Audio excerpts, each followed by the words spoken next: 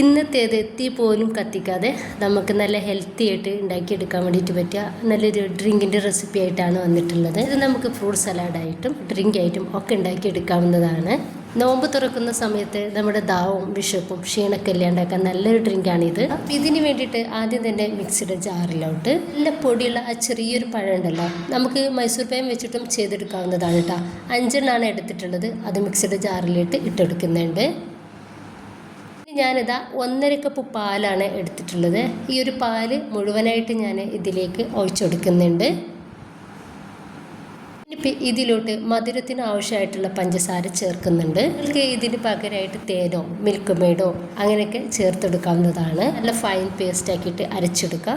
പഞ്ചസാര മിൽക്ക് മെയ്ഡൊക്കെ ചേർക്കുമ്പോഴാണ് ഒന്നുകൂടി ടേസ്റ്റ് ഉണ്ടാവുക. ഇനിയിപ്പോൾ ഇത് നല്ല തിക്കായിട്ടാണ് ഇരിക്കുന്നത്. അതിലോട്ട് ഞാൻ 1/2 കപ്പ് പാലോടിയും ഒഴിച്ചെടുക്കുന്നുണ്ട്. ഞാൻ കുറച്ച് ഫ്രൂട്ട്സുകൾ എടുത്തിട്ടുണ്ട്.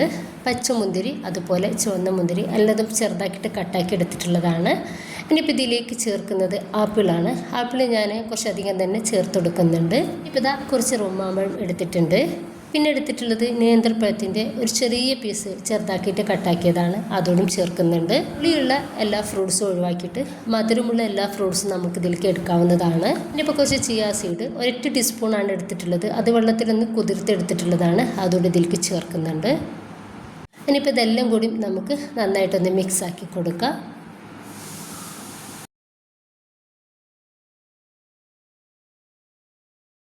തിക്കായിട്ടാണ് ഇരിക്കുന്നത്. അതുകൊണ്ട് തന്നെ 1/2 കപ്പ് പാലൂടിയും ഞാനിതിലേക്ക് ചേർക്കുന്നുണ്ട്.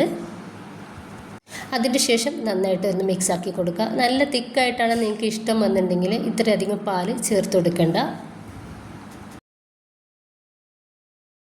അപ്പോൾ ഇത്രയേ ഉള്ളൂ. നല്ല ഹെൽത്തിയാണ്. അതുപോലെ തന്നെ നമുക്ക് ഇതിൽ നിന്ന് ഒരു ഗ്ലാസ് കുടിച്ചാൽ മാത്രം മതി നമ്മുടെ ദാഹവും വിശപ്പും ക്ഷീണവും ഒക്കെ മാറിക്കിട്ടാൻ വേണ്ടിയിട്ടാണ്.